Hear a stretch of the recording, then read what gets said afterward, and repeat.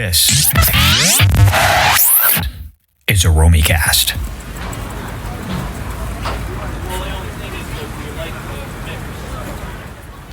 Hey there, I'm Paul Romanuk, host of the Walrus Was Paul podcast. And I am outside, but let's go inside this building and inside of the great new record from the James Clark Institute called Under the Lampshade. All right, let's head down this hall, and I believe I can hear a band at work.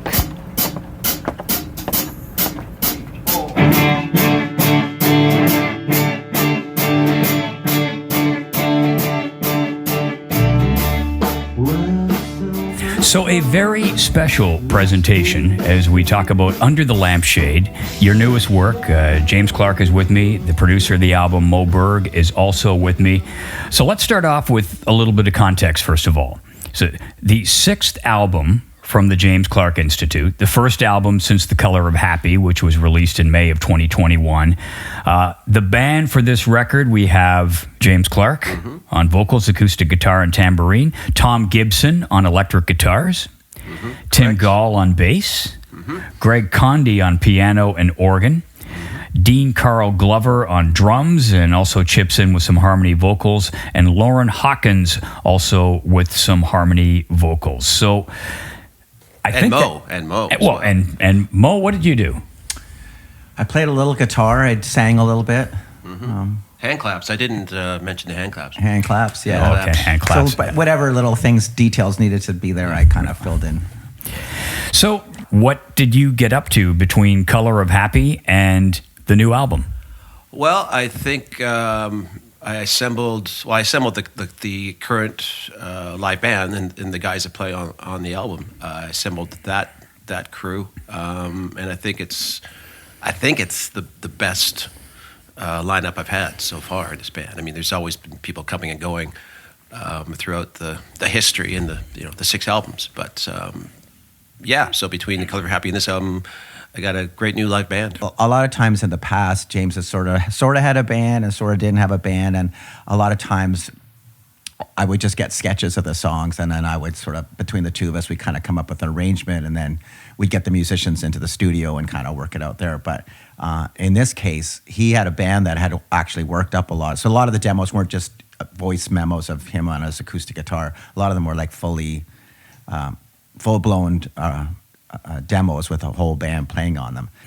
Was there a definite sort of end to The Color of Happy and a start for Under the Lampshade, or were some of those songs on the table from the other album? And was there a start in the beginning?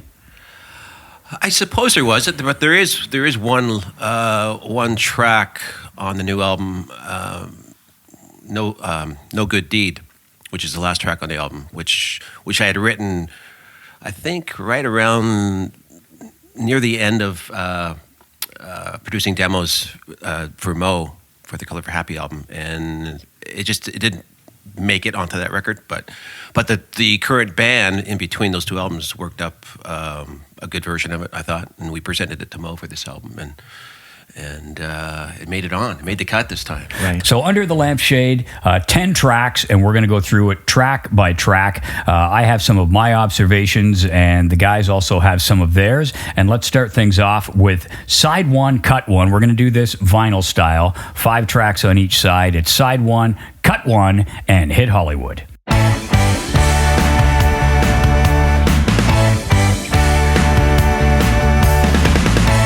Right about now, I like to hit Hollywood. You're my latest favorite punchline. Right about now, you've got me pissed off and for time. So a nice, energetic rocker to start it. Really driven along for me on my first listen by Dean Carl Glover's drums. I love the nice little touch with the organ. Is that a Farfisa? Yeah, I think one of the things that makes this arrangement work is just the different textures on the keyboard. So I think there's like 3 different organ sounds on this track. Mm-hmm. And so as you move from the intro to the verse to the chorus, those textures kind of help build the arrangement of the song. So I think it's an energetic track with a lot of like bass and drums and guitars, but I feel like the keyboards really kind of sell this. And you're right, Dean's drumming is incredible on this track. Just drives it along, I thought. Yeah. He's a great player. Amazing. A song written out of frustration and about frustration, more specifically, taking one's frustration out on inanimate objects. In this case, my 1963 Ludwig Gold Sparkle Hollywood drum kit. When you told me that, it all came together because when I listened to it, I was, what's with the Ringo Starr reference? Oh, right. I will be the judge and jury, an imitation Ringo Starr, and in Hollywood. Yeah, people think hit Hollywood. Oh, Hollywood. Okay, we're talking about movie stars and such, but no. Yeah. Or I didn't know if it was frustration and there was actually somebody nicknamed Hollywood who you wanted to smack around. It is written about somebody specifically, but we won't go into that today. So right about now, I'd like to hit Hollywood. You're my latest favorite punch bag. Right about now, your opinions have become such a drag. I think the band had been playing it for a while before I even heard it. And so when I got the demo, it didn't sound like, in terms of its arrangement, it didn't sound too much different than what it is now. And so again, I kind of just massaged it, that kind of thing. But yeah, it was pretty much the way you hear it on the album is the way I got the demo.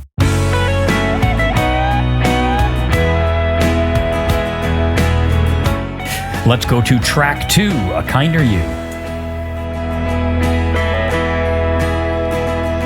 Today is the kind of day to listen to Blue, and a kind of blue too. Rain on my parade, cause the floats to wash away, and the wind won't inflate a kind of you. When the band first started rehearsing this up, and Tom actually came up with that lick, I thought, wow, this sounds a bit Beatlesque. And I think you can't go wrong with something that sounds Beatlesque to me. So I was really happy with the way that the song was playing out, for sure. What was your job on this song, Mo?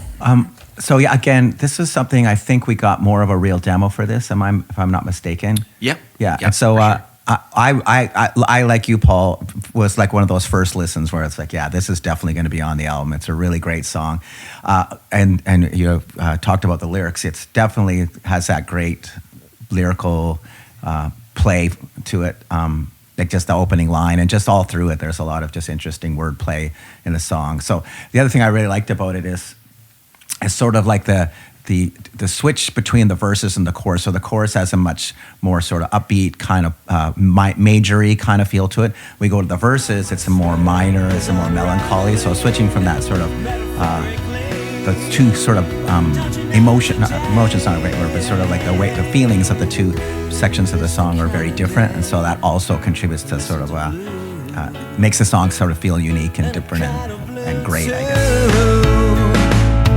Rain on my parade, cause the floods to wash away, and the wind won't inflate a kind of you.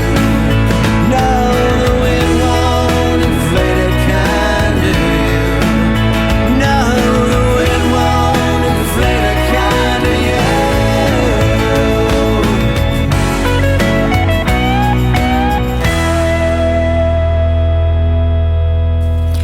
First single from the album, the artwork for the single, if you take a look at it on Bandcamp or on the website, wherever you want to look, and this didn't dawn on me for a while, but tell me about it. It's a bit of an homage to Joni Mitchell. Oh, for sure, yeah. It's a homage to her Blue album, and I thought it would be somewhat clever to pay homage to her in that way, and because the song is based around that Blue album, and also who's the other guy? Oh yeah, Miles Davis. That kind guy. of blue. Yeah, that guy. Yeah. So I thought it'd be kind of fun just to do something like that. Now, was that the first thing you came up with? Today's the kind of day to listen to Blue and a kind of blue too. Yeah, I don't know where that came from or fell from, but it landed in my head somehow, and I thought, oh, that's pretty good, and wrote the whole, the rest of the song around that. Let's go to track 3. Speaking of not melancholy songs, but an interesting subject, which we'll get into. Track 3 is Phantom Girl. Who's seen the Phantom Girl?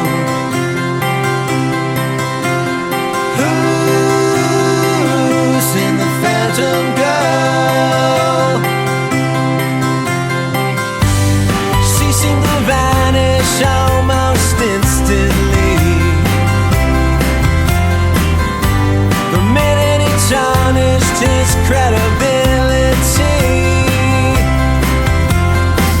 I like the things she's thought of me, though unlikely is my guess. She didn't like Mondays, and the rest of the week was not my best. Well, what doesn't jump out at you with this song? Right from the start, like, the vocal work is fantastic.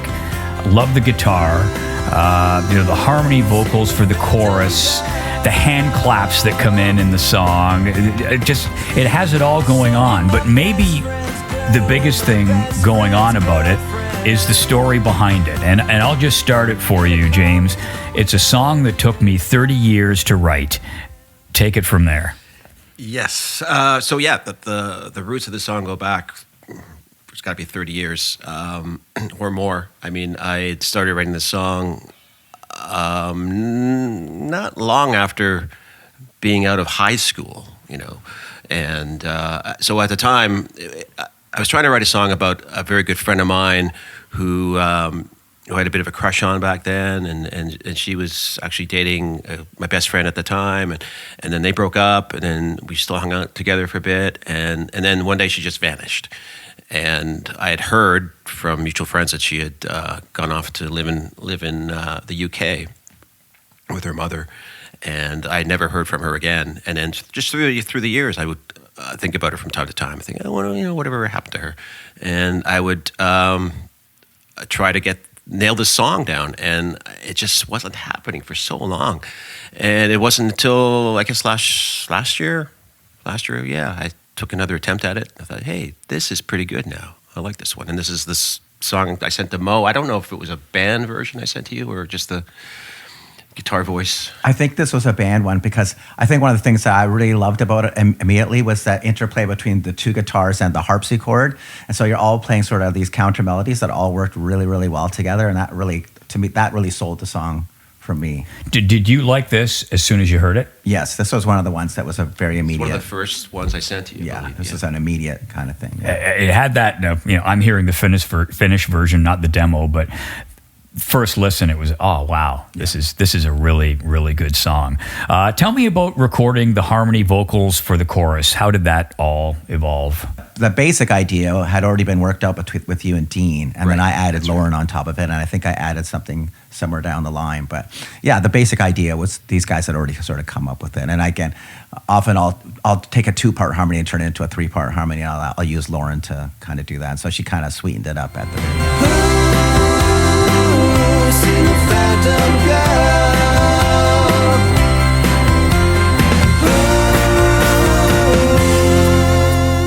Hand claps were that inspired. It just lifts the song. My best friend's girl with my best friend's girlfriend. In a car filled with Yeah, it was my idea. I was thinking of the Cars, Best Friend's Girl. My best friend's girl. Which you reference in the lyrics, right? I do. My best friend's girlfriend. It's all coming together. See, this is why this is good, folks. We're digging into the song, so when you listen to it, you can hear all this. Mm-hmm. That's right. Yeah. So I said to Moe, hey, can we put hand claps? So it's myself and Moe and Dean, the three of us.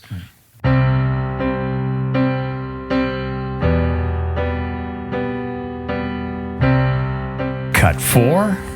And this is Tornado. She's coloring pictures to keep herself calm while they scream obscenities to her on the phone. She's counting on the whole universe and the lotto tickets inside her purse. She's painting abstracts with discounted acrylics, then finding the faces of the loved ones she misses. She's letting it all get the better of her, and the losing tickets inside her purse. For me, on first listen, one of those character songs that as a listener I could really get inside of. I love songs like this, and I think of Paul McCartney, a master of songwriting, but this particular song, so I think of Eleanor Rigby, She's Leaving Home, Another Day. You have that female lead character. Is this, I always think of you largely, James, as a songwriter who kind of writes about himself, albeit in a veiled way sometimes. Mm-hmm. Is this one of those, or is this something that you just made up, a play in your head? No. This is definitely from personal experiences. It was written for my partner at the time, who I was living with, and she was going through a really bad year, and I felt a little bit helpless that I couldn't help her, in any way, and all I could do was write a song about it. It's a beautiful song. That's great. How did it come to you? So James has just sent me an acoustic guitar and a vocal, and one of the things we talked about was the idea of maybe doing some strings on this record, just as something different that we hadn't attempted before. So when I heard the song, I thought, I think this would lend itself really nicely to that, and so I kind of wrote a string arrangement for it.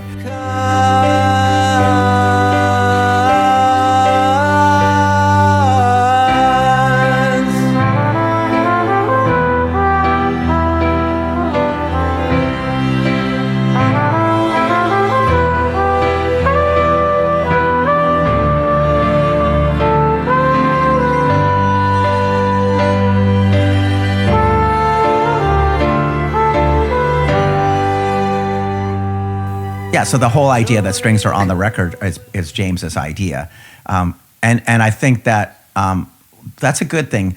I don't know that I necessarily would have said, "Oh, this is a song that should use strings." Maybe I would, or maybe I wouldn't have. But the idea is like, well, this is something that the song needs, and I mean, and comparing it to something that maybe I shouldn't. The Beatles, like we talk about the Beatles, that's kind of what they would do too. Like, John or Paul would have an idea for a song. Here's here's the sketch of the song.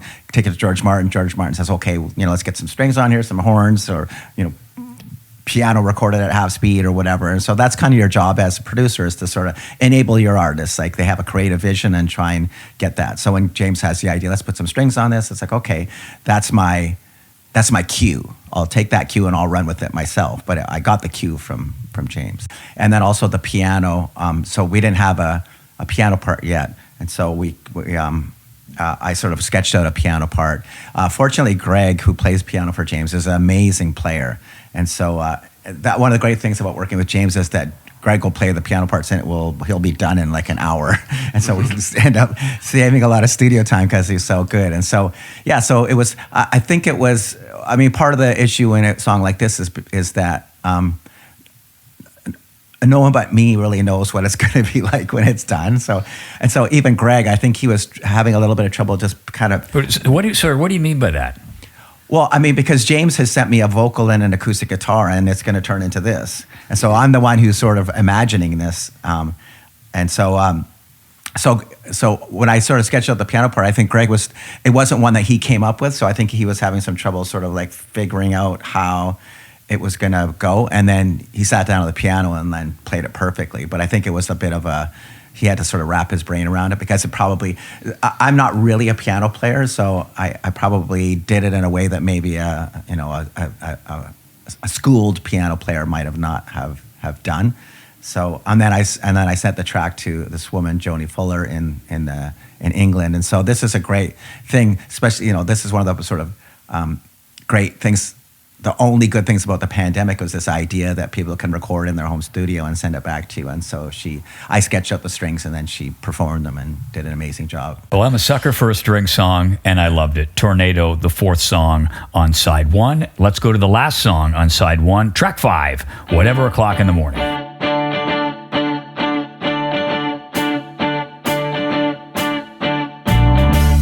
Well, so much for looks being deceiving.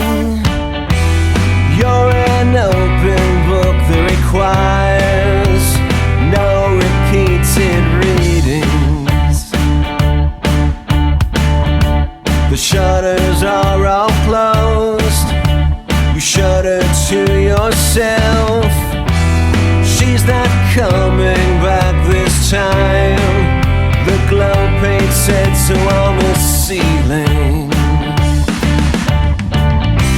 In your pathetic world, you're a majestic fool, known to the ladies as Prince Alarming. And it's whatever o'clock in the morning. I like it. Hooky, poppy, a fine single. Some what I would call complimentary, subtle trumpet in there, I think, that maybe I'll ask you about. But without a word of a lie, when I first heard this, before I looked at any of the notes that either of you had sent me, I went, I've got to admit, it's getting better. Like that stabby guitar at the beginning. Sure. I love it. What a great pop song. Oh, thanks. Thank you. Yeah, and it's going to be the second single from the album, Beatlesque. This is probably one of the few tracks that's not written out of any kind of personal experience of my own. I just wanted to write a pop tune. Well, you did. Very poppy. Now, in the email exchanges I had, Mo, you said it was basically a mix of Getting Better and All My Loving. Yeah, basically. I think when we were doing this record, I think I and maybe James and maybe everybody was sort of high off the Get Back documentary, and I was like really, had been really re-energized by like seeing that, and so a lot. There's a bunch of Beatles touches on, and there typically is because of James's own affinity for the Beatles. There has been in the past, but I feel like this record had a lot of that, a lot of sort of Beatles touches, and that was definitely. You're right. That's exactly what you said. And then just the trumpets on it too. And this is definitely a George Martin inspired production. So in your songwriting, is it a technical thing or is it an intuitive thing? It's always more of an intuitive thing with me, for sure. I don't have a technical bone in my body. It's just I'm just going with gut feelings and. Yeah, putting words together and thinking, oh yeah, okay, well, this flows nicely. This works together.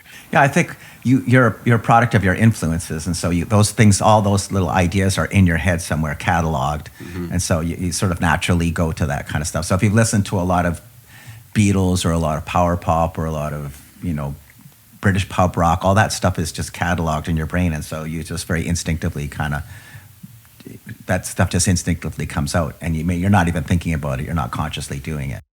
Let's go to side 2, cut 1, Remarkably Like You. Next time.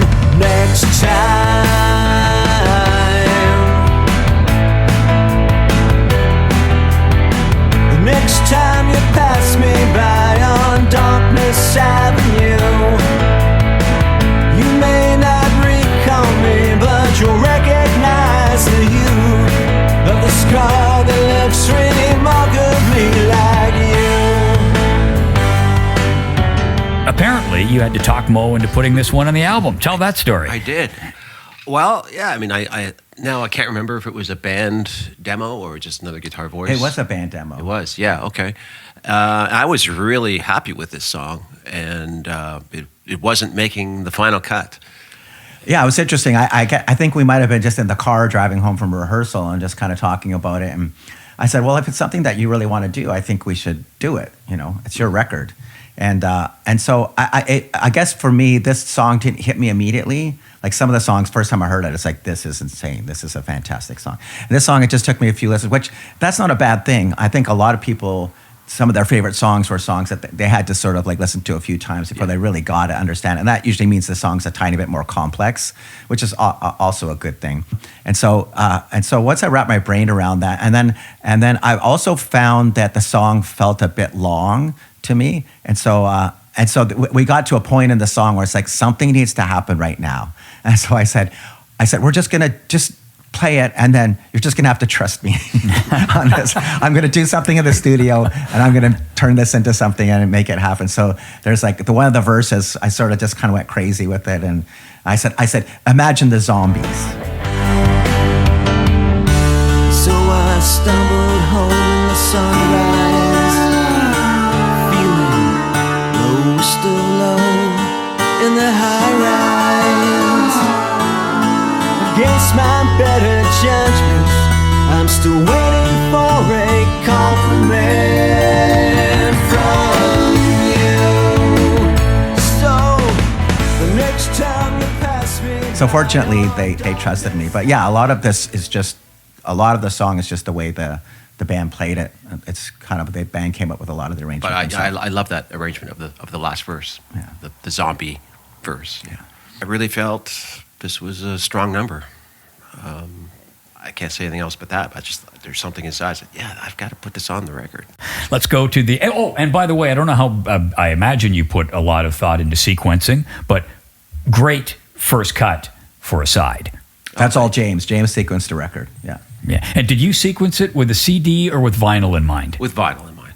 So- Yeah, I thought this would be a great opening track for side 2. And you are absolutely right. First cut on side 2. Let's go to the second cut on side 2, Black Licorice. Black licorice touching red lips, in between Irish coffee sips. Are you ticklish? She quips, desiring to feel satiated, but she finds it hard to articulate it.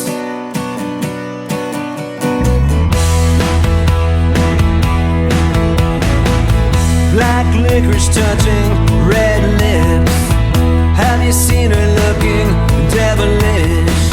He ends up speaking only gibberish, desiring to be elevated, but he finds it hard to articulate it.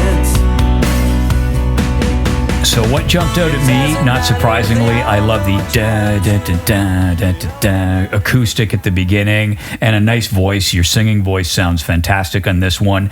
Also, anybody who can rhyme the following couplets: desiring to be elevated, but he finds it hard to articulate it. Elevated, articulated. That's some clever wordsmithing, my friend. Thank you. Thanks. Greg Conde, lovely organ solo in this one. So what's the genesis of this song? Yeah, I just sent him a guitar and voice demo with this.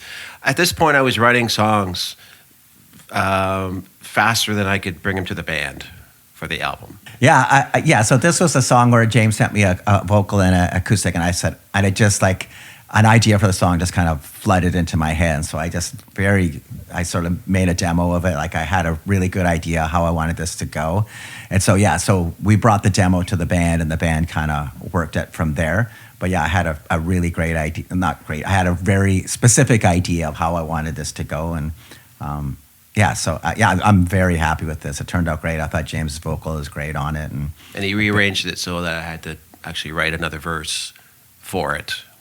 Which I was not there in my original recording of it. Who's playing the acoustic off the top? That's me. Yeah.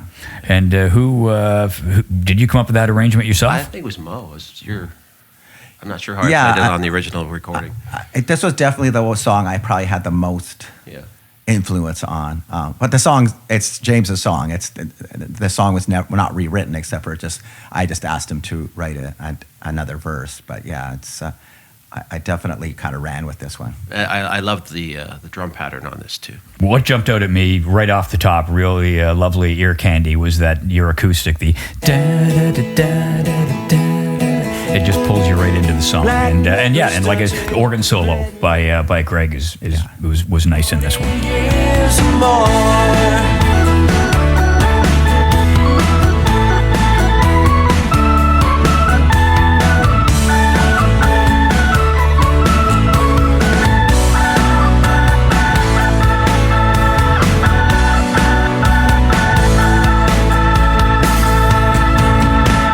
acoustic guitar, beautifully recorded by Darren McGill and mixed by Robert Nation. Yeah. Yeah, those guys are amazing. Let's go to the next track, Waiting on the Waitress.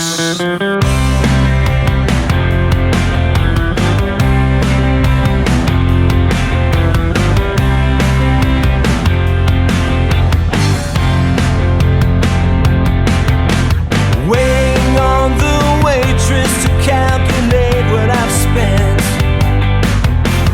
Waiting while the waitress calls her talent agent. Then I'm gonna take her out tonight. I'm gonna take her out tonight. And she's gonna serve me well. Waiting on the waitress. So pure pop with a twist, powers along at under 3 minutes. The homage, a bit of an homage to the Beatles, You Won't See Me, and the ooh la la la. Tonight, yes, I'm gonna take her out tonight, and she's gonna serve me well. Love the vocals. I was kind of thinking more of Nowhere Man when I came up with Okay, that. yeah, works as well. And it also, again, I'm just throwing out things that popped into mind. Lots of double entendre in the lyrics, not unlike a song by Steely Dan, like I Got the News. I wrote the song, I sent it to Moe, and then I think I must have, rewritten it a few times. I kept sending different versions of it to Moe, and he finally said, I think you really want to have this one on the record. And so we worked it up. Again, I don't think the band had heard this song. Yeah, so I think it was I think I came up with some arrangement ideas. I think the band came up with some arrangement ideas, and I think again this was Greg Condy was our secret weapon on this. Like the different keyboard textures are really helped the arrangement work a lot in this. Tom Gibson too with a nice little solo. Yeah, and he also came up with that guitar hook as well. And great vocals by Lauren on this as well. She did a really nice job of singing on this. I love the I'm going to take her out tonight and she's going to serve me well. Right. Nudge, nudge, wink, wink. I loved it. Waiting on the Waitress. It's a great pop song. It's not unlike something that Pursuit of Happiness might have done. Maybe, yeah. I mean, it's one of the great things about working with James is we're kind of often mining from the same mine, like we're digging from the same mine. Oh, yeah, definitely. We've listened to a lot of the same music, and I think hopefully that's part of the reason why James trusts me, because I'm sort of like my influences are typically the same as his. Who was the waitress? Oh, again, this goes way back, and I'm not sure why I even started thinking about this girl again, but way back, I had this crush on a girl who worked at the counter at a McDonald's, and I don't know why. Again, I don't know why I started thinking about her again, but she popped into my head one day, and I thought, give me an idea for a song. And a good one it is. Waiting on the Waitress. We get now to the second last cut, and I Brought You Home.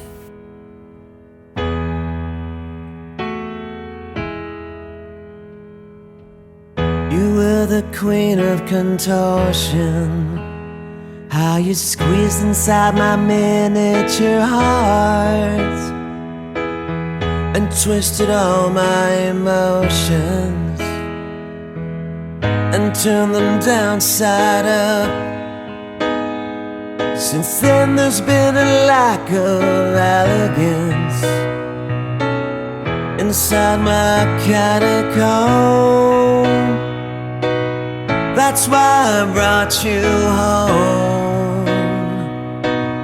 That's why I brought you home. That's why I brought you home. That's why I brought you home. Beautiful song, and in the fine tradition of Martha My Dear or Jet, a lovely song about an animal. Tell me about it. Right, yeah. This is a song I wrote about my kitty cat. And it's not the first song I've written about my kitty cat, actually. In fact, the first song that Moe had produced for me was a song called I Don't Leave the Radio On Anymore. Yeah. which ended up on the Yesterday's Misadventures record. And at the time, I had written a song about my cat who had just recently passed, and I felt, very strongly about that, and so I wrote the song about it. And so, fast forward, I don't know how many, has it been 10, 15 years since she passed, whatever. And so at the time I was, long story, but I was sort of displaced, and I had a major bed bug invasion. So all of my stuff ended up in storage, including my cat's ashes in the urn. And so I was just feeling lost, just with everything just, misplaced, like not seeing any of my stuff. And so one night I went and I knew where the urn was, which box, she was in. So I went and dug it out and brought it back to where I was living. And it just brought this sense of comfort to me. It was unbelievable. So hence the title, I Brought You Home. It's, again, lovely strings on this song from Joni Fuller. How about the piano arrangement? Was that written by Greg? I think I wrote that. Yeah. Again, it was... I wanted it to be I wanted it to grow as the song went on, so I wanted it to be very minimal at first. And I think that's tricky sometimes for a piano player to be like, they want to play more. And I was like, I just want you to play not too much off the beginning and just kind of have the piano part grow. And then the other thing I didn't want it to be like Tornado where it was just strings and piano all the way through. So I don't know where I first heard this idea, but I always had this thing where I loved it if a band sort of came in halfway through a song. I'm trying to think of an example. I must have heard it in other songs or. Mm-hmm. Oh yeah, definitely. Yeah, and so I love that idea where the song kind of shifts gears halfway through. I brought you home, sweet home. There's comfort in your proximity. Home, complete drown was a concept that hit me right smack in my simplicity.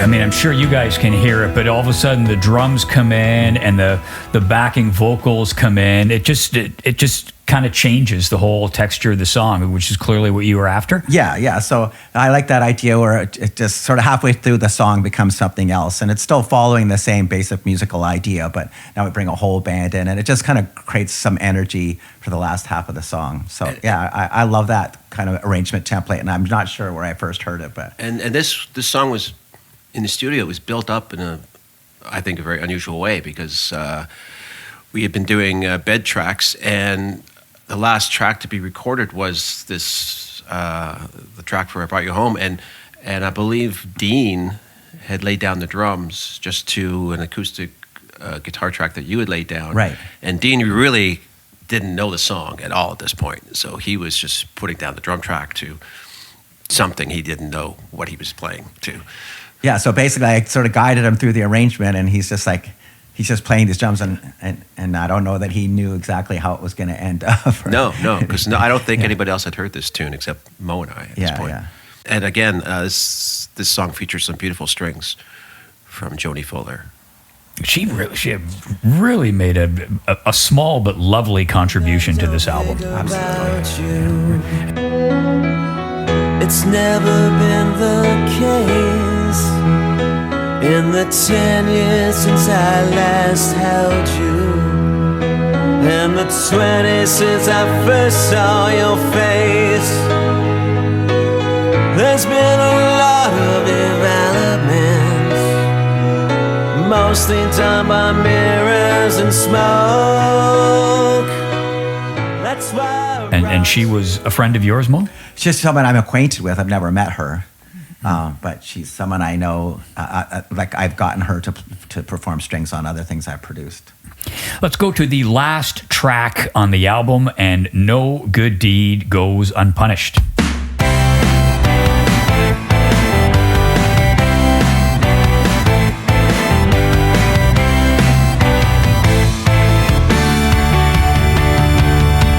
Sequestered in the cellar with 40,000 pieces of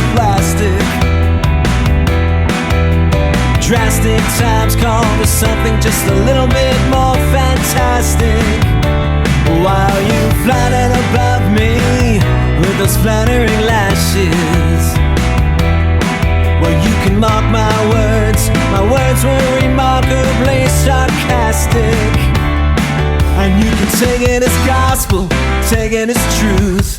Take me away, I'll be taken with you.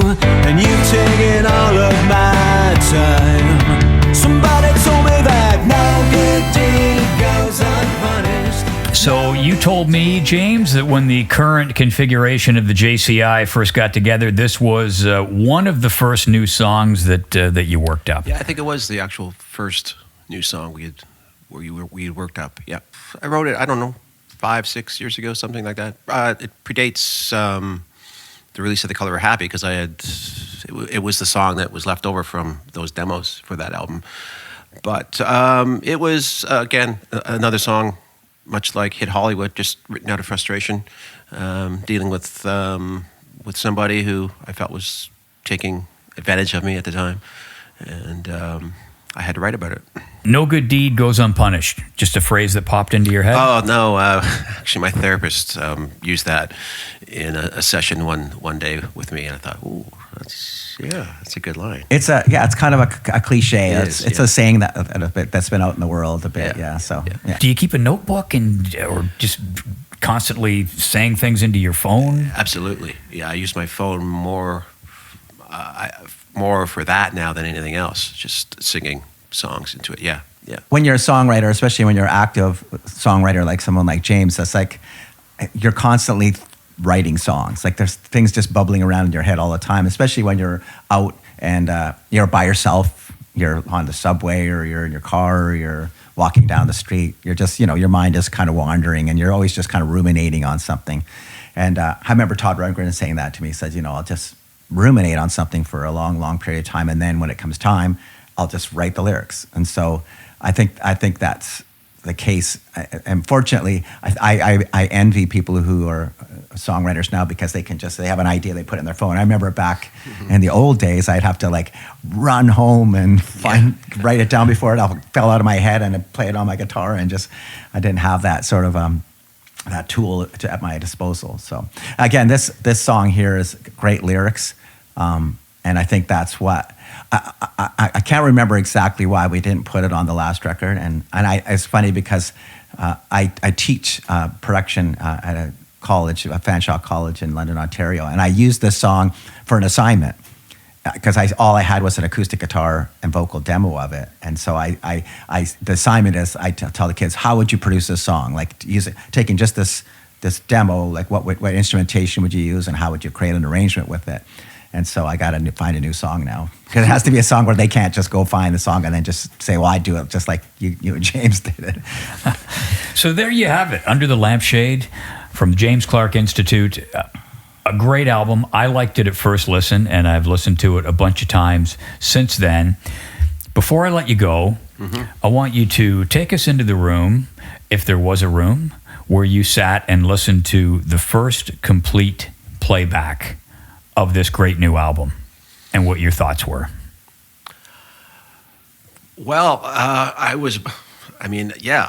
on this record. These are my songs, and that's my voice singing these songs, and I'm playing guitar, and sort of percussion stuff. But it almost felt like it was somebody else I was listening to, because I was really blown away with the sound, the production of the record. Everything was just, wow, is this really me? Is this really my band? It just seems like I'm listening to something outside of me. It was just so good. And Moe, you're here. Thank you very, very much for producing this incredible record for me. I love the way it turned out. I think it's a great album. I think it's James' best record, and all credit, lots of the credit to this has to go to the people we worked with on this, like Darren McGill, who engineered it, and Rob Nation, who mixed it. I mean, the sound of the record has a lot to do with their work Definitely. On it. Yeah. And also great job by your band. Like this was the first record we made together where you had a real solid band, and it wasn't. I mean, a lot of the songs that James and I have worked on together, it was just me and him on the whole. We played everything ourselves, and so the band made a major contribution to how this Definitely. record turned out. I'm a lucky fella. I surround myself with real talented people. All right, so let's play you out with another bit of one of my favorite tracks on the album, Phantom Girl. The James Clark Institute, Under the Lampshade. Get it and get it. For James Clark and Moe Berg, I'm Paul Romanuk. Thanks for listening. She seemed to vanish almost instantly.